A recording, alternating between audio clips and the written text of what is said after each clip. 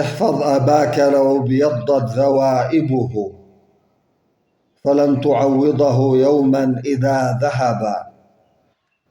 ما اشتد عودك إلا بانحناءته، فكن له سندا إن مال وانحدب. وارفق بشيبته والزم مجالسه، واسمع نصيحته واخشع له أدبا. واخفض جناحك يا هذا بحضرته، لا تعلي صوتك أو تظهر له عتبا. لا تشكو من تعب إن رحت تخدمه، وهو الذي كم هوى من أجلك التعب.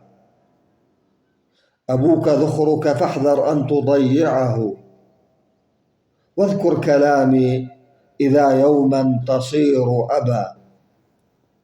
وارفع يديك إلى مولاك وادع له، فرض من الله للآباء قد وجب. فرض من الله للآباء قد وجب.